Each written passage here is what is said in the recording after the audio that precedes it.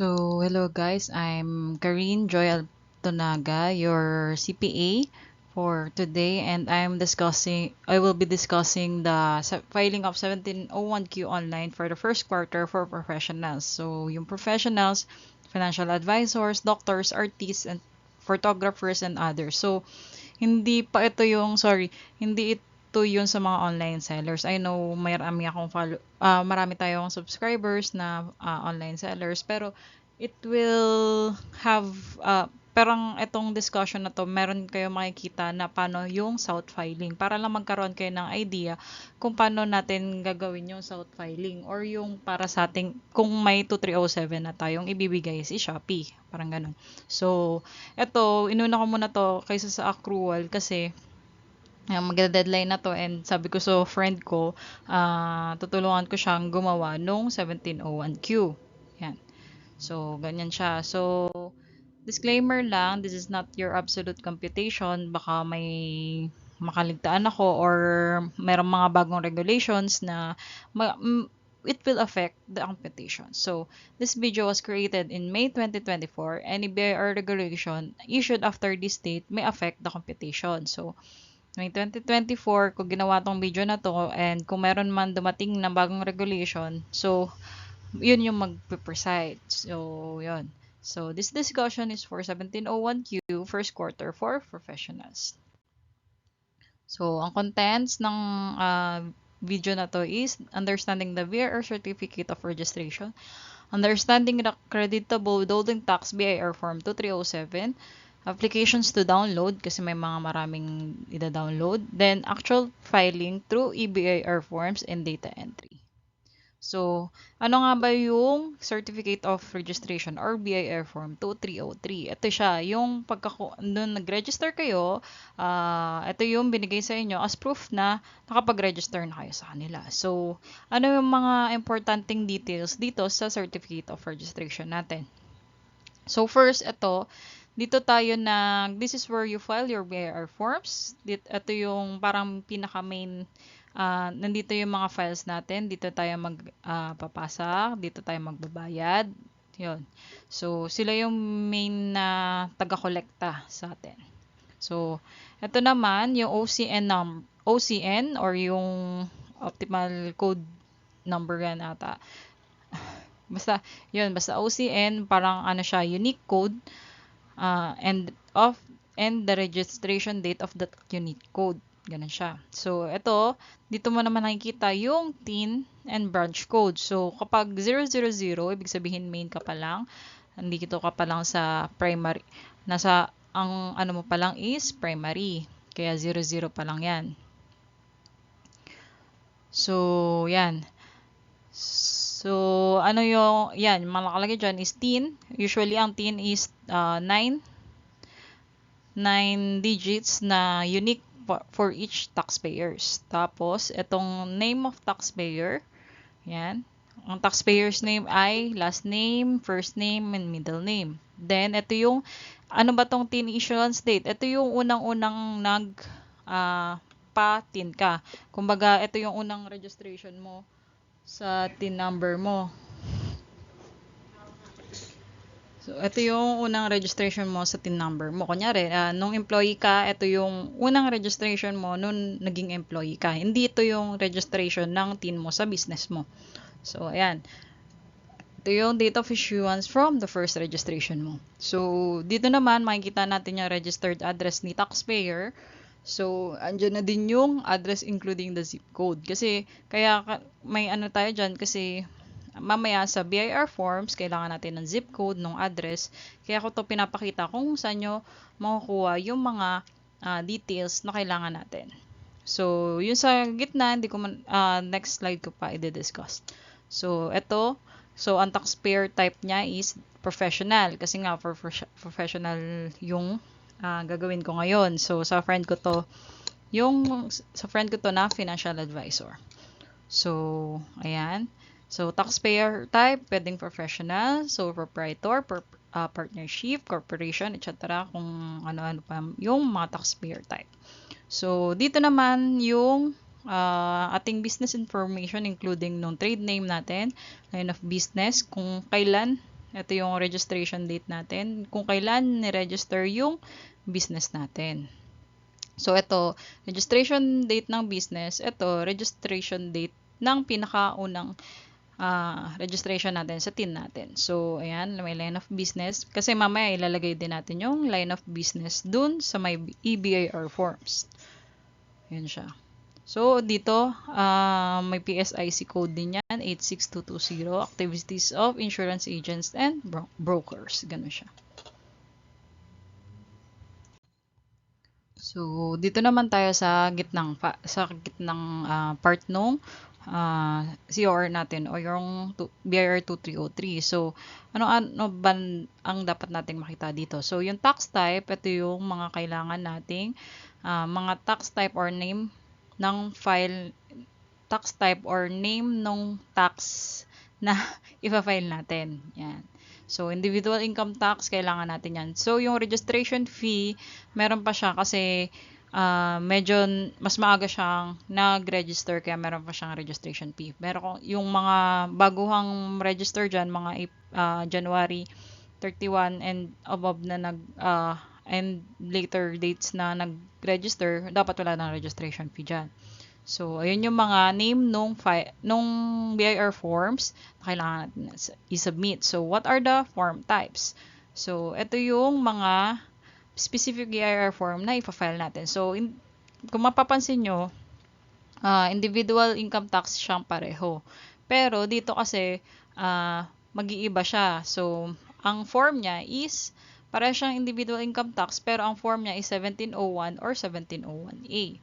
Then, income tax din dito, pero ito, 1701Q. So, different form type siya. Pero, income tax pa rin yung kailangan natin i-file. Ganun siya. So, dito naman, kailan yung start ng filing date. So, ibig sabihin, yung 1701A, hindi pa ako pwedeng mag-file ngayong 2024. Next year pa. So, wala pa siya kumbaga wala pa sa system. So, sa 2025, na ako pwedeng mag-file ng individual income tax ko na annually. So, yun. So, ano yung ipa-file ko sa 2025? Yung 2024 na income tax ko. So, yan. Filing date, dito pwede na akong mag-file ng 1701. Pero, since kaka-register ko lang ng January 9, so, sa first quarter, ngayong nga first quarter ko, i-file yung mga sales ko, parang ganun siya. So, ito pala, start date to file. Yun. Filing frequency, yun nga, kahit na individual income tax siya, meron siyang ito, annual, ito, quarterly. So, nagkakaiba lang siya sa filing frequency, tsaka sa mga forms na pero income tax pa rin yung kailangan nating i-file na tax type. So, ayan, annually, every year filing only. Ayan, kapag sinabing annual, every year lang siya. Then, kapag quarterly, every quarter naman yung filing. So, yun. So, ito, reminder lang ito kung kailan yung filing due date. So, ito on or before April 15 of each year covering income for the preceding taxable year. So, April 15 mo siya ipapasa pero ang cover niya is yung nakaraang year. So, yan. So, kaya ang neto, 2025 pa, pero yung 2024 na income tax, yung ipa-file natin. So, ito, reminder lang, first quarter is on or before May 15, second quarter is on or before August 15, and third quarter is on or before November 15. So, again, this registration is not applicable na since, wala na yan dun sa ease of paying tax na pinaprubahan ni Pangulo noong January 20 yata na nag-take effect. Yan. So, dito, ayan, dito naman, ipapakita ko lang yung mga reminders lang naman. Pero ito yung pinaka highlight niya, no, in number 5. So, for self-employed individuals or SEI whose gross sales and or receipts and other non-operating income does not exceed 3 million and who opted to avail the 8% income tax rate, the tax type, percentage tax, yan. Percentage tax shall not be reflected on the certificate of registration. However, at the start of each taxable year, such SEA shall be automatically subjected to income tax rates and required to file quarterly file percentage tax return BIR for to and option to replace the COR to reflect PT unless qualified na naman maging 8%. So, yun. Parang ang sinasabi dyan, kapag sa COR mo walang percentage tax, if the percentage tax 2551Q is not present in the list of the tax types, it means nag-opt ka ng 8% tax type. Tapos, no need to file the 2551Q. Otherwise, automatically subject to graduated income tax unless up to every first quarter of the taxable year. So, every taxable year, magpa-file ka pa rin ng 2551Q and nasa sa'yo kung magbabago ka na ng COR mo kung gusto mo na maging graduated. So, ito yung BIR Form 2307 natin. So, ito yung hiningi ko dun sa friend ko na from AIA Philippines. So, ayan siya. So, dito sa first, for the period, ibig sabihin, ito yung income inclusive dates. Kumbaga, itong January 1 to 2024 to March 31, 2024, ito yung mga income niya for the period na yon. Income ni taxpayer na withheld ni employer or ni company na related. So, dito, sa part 1, is yung taxpayer identification number, TIN, or yung sa natin. Ako, kunyari, sa professional details ko, your details as a professional, yun yung magre-reflect dito. Kung online seller ka, yan yung magre-reflect, yung TIN mo, yung register address mo, ganyan. So, dito sa part 2 is yung payer. Kung sino yung nag-withheld dun sa income mo. Kunyari, si AIA Philippines or si Shopee, ganyan yan siya. So, your company details or employer details, yan yun nandyan. So, kunyari, employed ka ni AIA, pero dapat hindi employed. Yan. So, parang commission kasi to, yan. So, ayan. Ito naman, dito naman yung mga income natin. So, for the 3 months, ang kinita ng friend ko is 1K for the commission. So, 1K doon, 50 pesos yung nakuha ni AIA Philippines na ibabayad niya kay BIR. So, income details for the period including ATC. Ito yon, ATC, WI, kasi kakailanganin natin to. Itong 307, kakailanganin natin sa paggawa ng ating South or Summary Alpha List of Withholding Taxes. Yan. And tax withheld for the period. So, 1,000, remember, 1,000 yung income ng friend ko. Tapos, in total for the quarter, 1,000. Then, 50 pesos yung na-withheld sa kanya ni AIA Philippines. Diba? Maliit lang naman yung commission namin. Kaya magpa-insure na kayo sa amin. Joke lang po. So, ayan. So, ano-ano yung mga applications na need natin i-download? So, one is the eBIR forms offline. So, paano natin siya i-download? Go to bir.gov.ph, select use BIR e-services dun sa may I want to na drop down menu. Then, click the BIR forms logo. Ganito yung eBIR forms logo. Then, click the hyperlink here. Ito siya. Yan. Click po yan. Ito yung, ibig sabihin, ito yung latest version. Then, follow the instruction to the pop-ups kasi kapag na-download mo siya, open file mo, tapos click install, tapos yun, mag-pop up, tapos until you fully install the application. Sundin mo lang yung instruction, madali lang naman siyang install. So, another application na i-download natin is yung Alpha List Data Entry and Validation. So, ang dito naman, go to bir.gov.ph, select yung Go to home page in the I want drop down menu. Then scroll down and click the downloadables. Ito ganito yung image niya.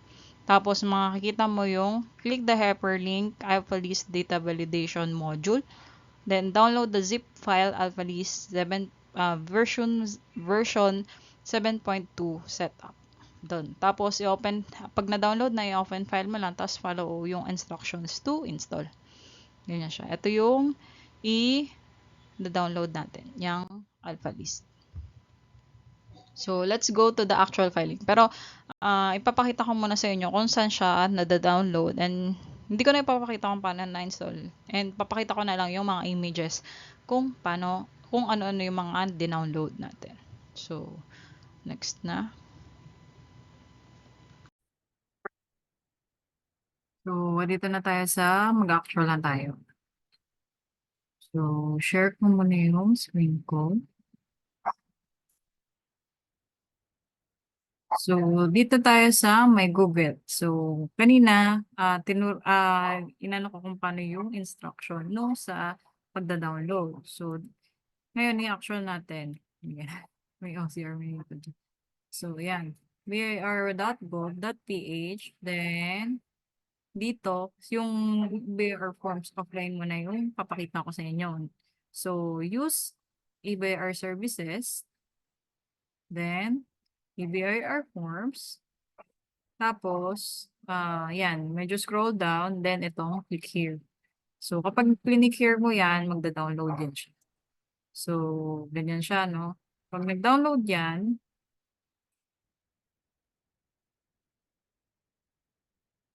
wait natin, papakita ko lang yung, kasi nakakapag-update na ako neto. Yan. So, open lang natin siya. Wait. Open natin yung file.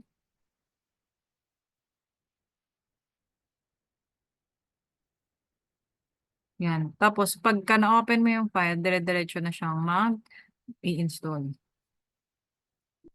Yan. Pag yes mo lang yan dyan. So, sunod-sunod na yun. So, another one natin is yung data entry and validation. So, wir.gov.ph ulit natin. Tapos, go to homepage naman. Kung kanina, use EBIR services. Tapos, ngayon naman, go to homepage. Kasi wala siya sa EBIR services.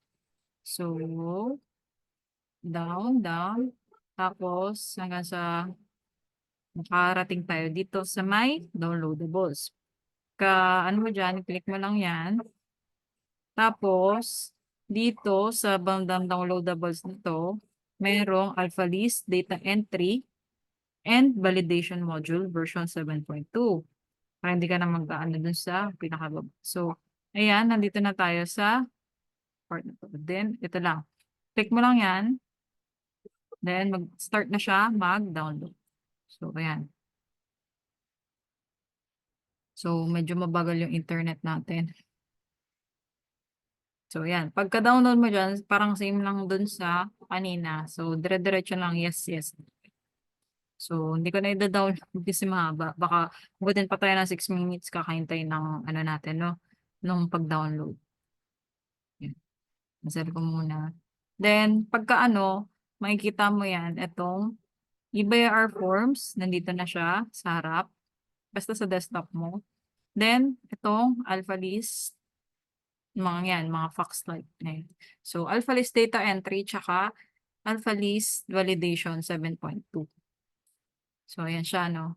So, dito muna tayo sa BIR forms na shortcut. So, yung ano ko kanina, yung sa friend ko na CUR, wala siyang 2551Q, kaya matik na 8% yung pinili niya.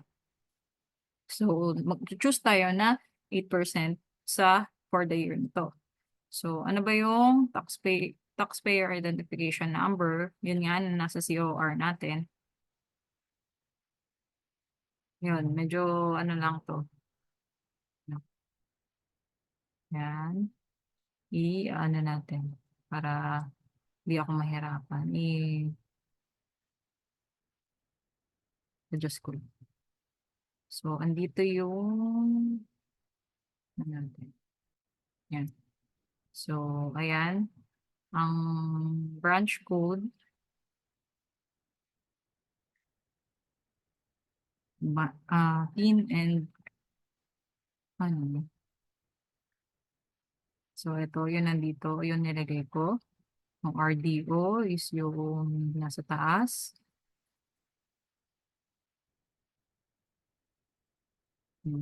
Ito siya, 53. So, line of business, itong insurance agent. Then, taxpayer's name. Start tayo sa last name, comma, first name, comma, then, middle name. Yun. So, registered address, then ilalagay natin. So, since bago to sa akin, hindi siya nag-automatic. So, iniisa-isa ko pa yung ah, pangalan, address, and mga details niya.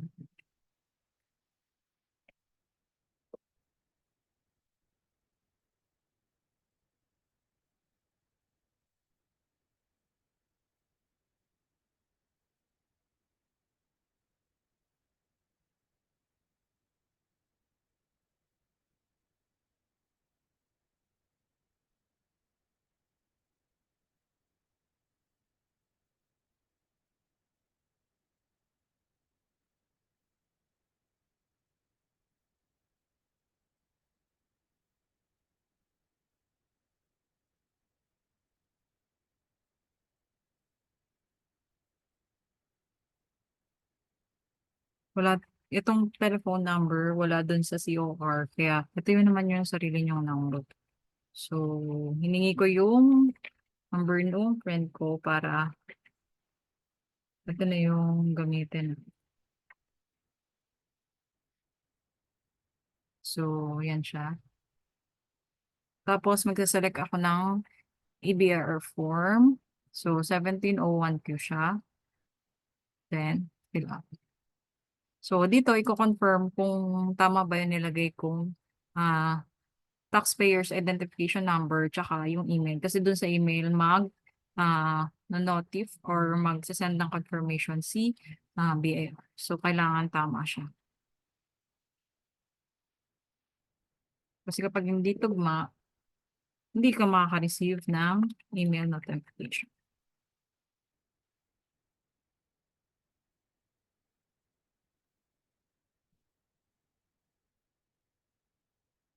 Yan. Pag-save tayo. So, fill up ko siya. Ayan, remember, ang gagamitin natin is 1701Q na version 2018 kasi may mga version na lumapa. Pero ang latest version ng 1701Q is yung 2018. So, fill up natin. So, 2024 ngayon, ganyan, first quarter. Then, since professional yung tax type niya, ayan, lalagyan natin yan. Then, professional, since 8% yung napili niya. So, date of birth niya, sabi niya na yan sa okay.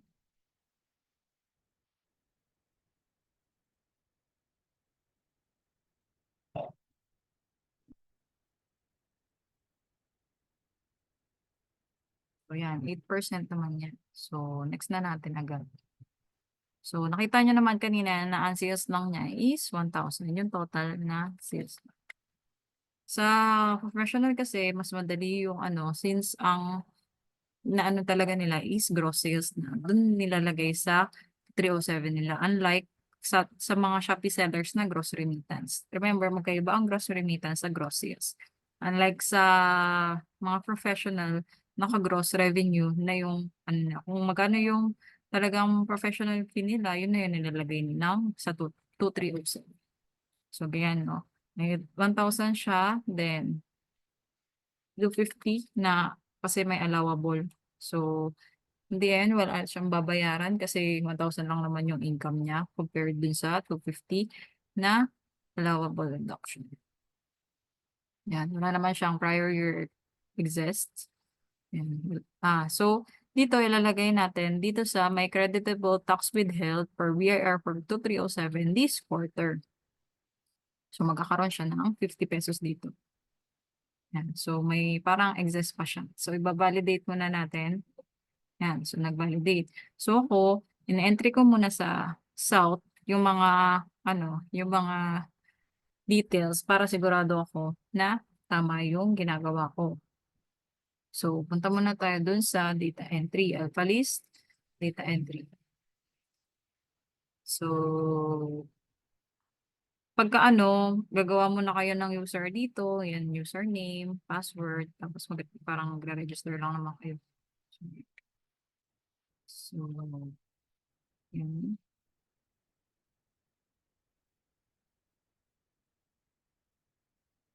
So, pagka dito sa withholding agent, sorry, baka masyadong mabilis. So, dito, may nakalagay dyan, data list, alpha list entry.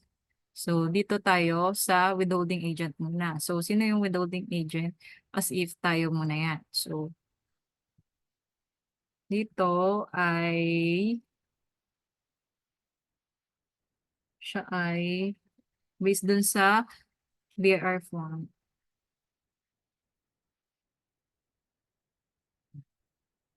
Tapos, sa niya ay,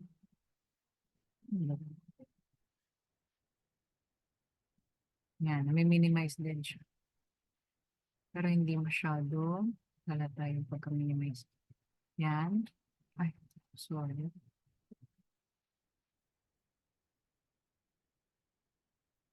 So, using ko lang ng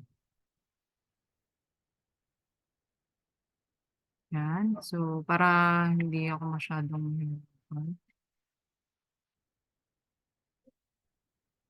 private. Tapos, then, business is insurance agent. Last name.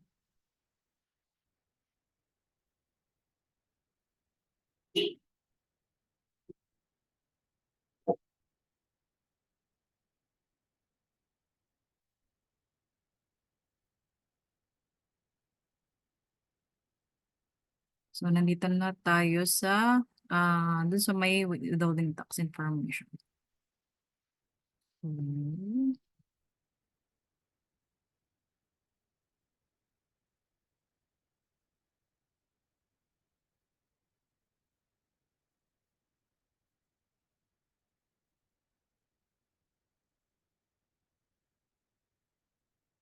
Medyo,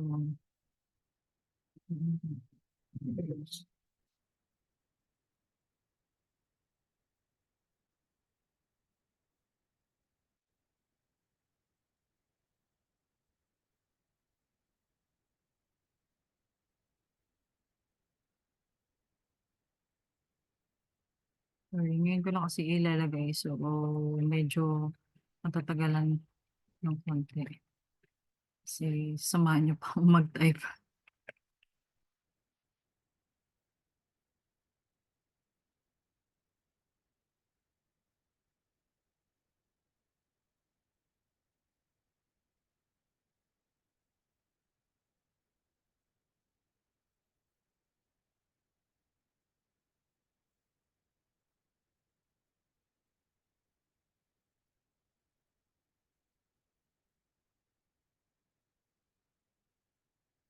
So, sa authorized representatives or signatory, ang nilalagay ko na lang is yung yung taxpayer pa rin. Or kung mayroon man siyang, itong authorized representative or pag ibang lang, pag kunyari corporation, may mga authorized signatory or representative, gano'n siya. Pero kapag individual ka, usually, na lang, si taxpayer na lang. So, save natin, then close. Then, click natin tong South Forms. So, ayan. So, click natin yung 1701Q. Dapat nandiyan yan. Then, add and update. Yan. Ganyan. So, yan. Didelete ko muna yung mga dati kong ginawa. Kasi nag-entry-entry din ako dati. So, kapag ano, kapag madami kayong ginagawa or kapag madaming kayong client or kapag ikaw ay isang CPA na gumagawa ng maraming salt, ah, pwede kayong maggawa ng iba't ibang username para madali na lang mag-edit. So, yan. Add natin yung kaninong tax tinto. So, kay company. So, dito sa atin, since kay company siya, is yung kay ANAPH. 0803 siya. So, registered name.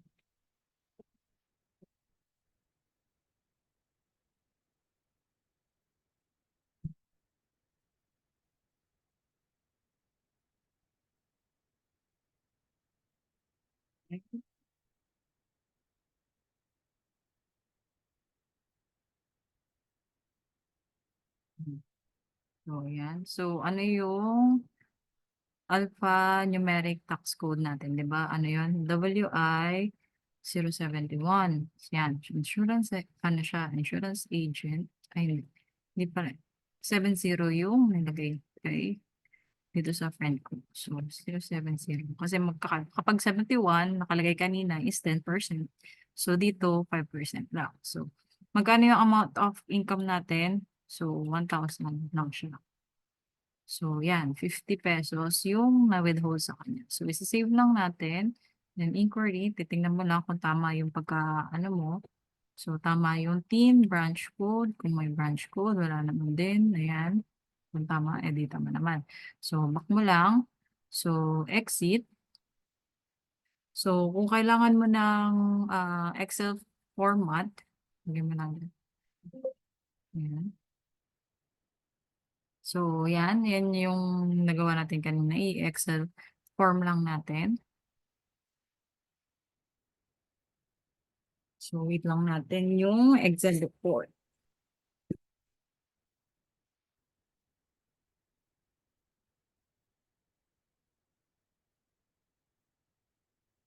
So, ang tagal naman.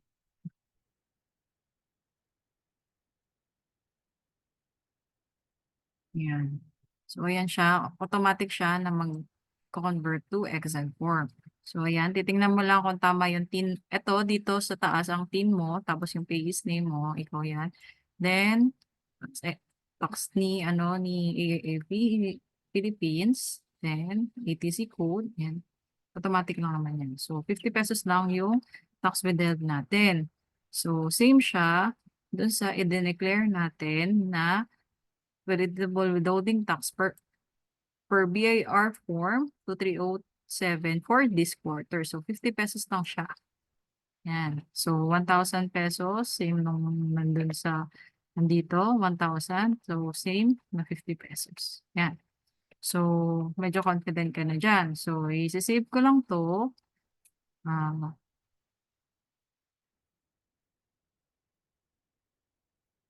pa lang siya sa desktop lagi. Yan. Then, close ko siya. Kasi wala naman din akong gagawin sa kanya.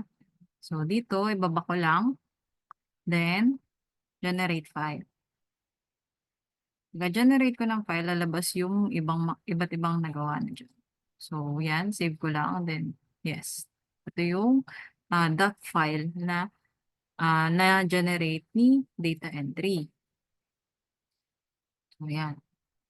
So, successfully created in. So, okay. So, back to main menu. So, dito, naki-ano pa rin tayo. So, i-exit ko lang siya kasi hindi ko naman kailangan mag-change ng user. So, dito, so, yun yung data entry. So, dito na tayo sa alpha list validation. So, yan lang. Pag dinouble click mo yung validation, i-click mo naman tong south. Tapos, pipiliin mo yung south for na 1701Q kasi yun yung ginawa natin. Tapos, iba-browse mo yung pinaka-latest or yung may TIN number nung sa date modified. Ito yung latest, 9:52 ako gumawa. So, ganyan siya. So, ano ba yung month natin? Since March, first quarter is ending ng March, yan yung month natin. Tapos, validate file. Yan. Select lang natin. Yan yung mapupunta yung reports. Yan. Malalaman mo na no errors encountered dun sa form mo. So, pwede na natin siyang isubmit kasi valid naman yung magiging submission natin. So, okay. So, ayan, for e-filers, so, ito yung mga e-filers, mga malalaking company, top company siya. So, dito yung makukuha sa e-alpha. Pero kapag tayo sa mga non-e-filers, so sa encrypted file natin siya kukunin. So, ayan. Yan na yun. Back to main menu, exit na. So, pag tinignan natin, saan siya makikita? Doon siya makikita sa my this PC, sa Windows C. Tapos, may BIR Alpha list na 72. Kasi yun yung latest version. Tapos, titingnan natin yung encrypted file. So, ito, yung latest file natin is itong .file na 954. Kasi ngayon ko nga siya ginawa. Yan. Ito yung isa-send natin sa BIR. So, okay na ako. Nag-validate na yung south ko. So, ganito yung summary list. Ganito yung Excel file niya. 51,000. So, BIR for summary, alpha list of withholding taxes or SELF. So, okay na ako dyan. So, since valid naman siya at na-validate ko naman siya, pwede ko na tong isubmit. So, 50, walang babayaran yung friend ko kasi 1,000 lang naman yung income niya for the quarter. So, if a final, submit ko na siya.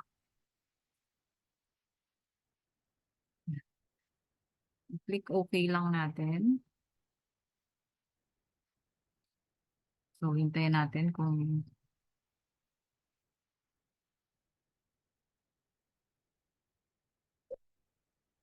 so, hindi ko submitted kasi baka may na internet namin. So, pagka ganito, ang ginagawa ko, dinodouble check ko kung tama ba yung ginawa ko. So, 2024, first quarter, tama naman. So, professional siya, 8% yung nasa COR niya, tama naman. Then, wala siyang babayaran, sumobra pa yung babayaran. Kasi may withholding tax. Yung withholding tax is parang advance payment natin sa BIR. So, again, confident na ako na tama to. So, isasubmit ko na siya.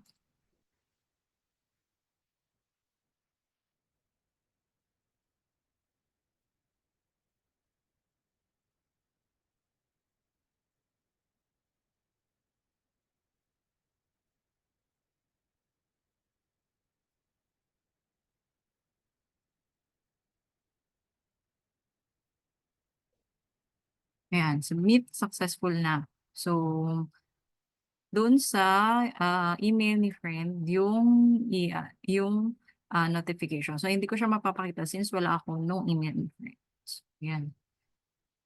Minsan may mga delay yan. So, hintay na ako. Cancel po. Exit. So, ayun. Paano naman yung isa? Paano ko naman isa-submit yung EBR forms na isa? Yung sa e-submission naman. So,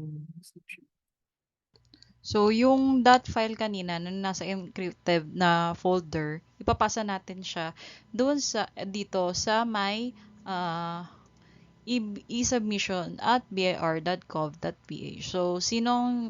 So, hindi ko mapapakita kung paano ko siya isa-send kasi hindi sa kanyang emails. Ayoko naman kunin sa friend ko yung email, no? So, ito yung isa-send ko sa kanya. Dapat naka-to kay e-submission at bir.gov.ph. Tapos, ang subject niya is yung alpha list submission. Then, yung attachment, yung kanina, yung attach mo yung encrypted .file, yung pinakita ko kanina sa folder, yung latest. Then, ang body or yung text ng body is itong TIN mo, yung registered name, yan. Address, kung may email one, may alternative emails ka, ganyan. So, ayan yung mga isasend mo dun sa esubmission@bir.gov.ph. So, after mo mag-submit, na-submit na yung 1701Q, na-submit mo na tong e-submission do sa esubmission@bir.gov. So, itong e-submission, pwede mo siyang ipasa ng 15 days after mo magpasa ng nung ITR, yung quarterly ITR. Ganyan. So, after submission online, nung EBIR forms at e-submission mo, you will receive an email from una, yung sa EBIR forms no reply at bir.gov.ph. Yun yung sa EBIR forms offline natin. Ito yung sa offline submit EBIR forms offline. Dito naman siya, EBIR form. So, ito yung marireceive mo, tax receipts confirmation. So, ayan siya, bir.gov.ph. Then, yan. So, itong email na to, hindi to from dun sa friend ko. Kasi nga, hindi akong access sa email niya. So, ito yung yun sa client ko na ngayon ko lang din pinasa kasi nga medyo busy. So, ayan. May 12, yan. Makikita mo dyan kung kailan ni-receive ni BIR. So, meron siyang confirmation na nagsasabi na na-confirm yung receipt ng submission. Pero iba-validate pa yan ni BIR kung sakaling meron pang mangyaring hindi niya kumbaga iba-validate pa yan ni BIR kung tama yung mga nasa details mo, kung mga sales mo, ganyan, i-validate niya pa. Pero, na-confirm niya na yung submission mo. Pero, okay na yun, kahit na hindi pa niya na-validate. Kasi, alangan may isa-isa niya pang i-validate before the deadline. So, basta meron ka na ganyan, okay ka na dyan. Tapos, si EBIR naman, ay si e-submission, ito yung esubmission.gov.ph. Again, hindi to kay client. Kay friend, kay client to. Usually, itong EBIR forms, tumatagal to. Tumatagal yung talagang matagal. Hindi siya tulad ng EBIR offline na within days. Ito, minsan within weeks, ganyan. Pero, hindi to agad-agad nagre-reply. So, expect nyo na matatagalan to.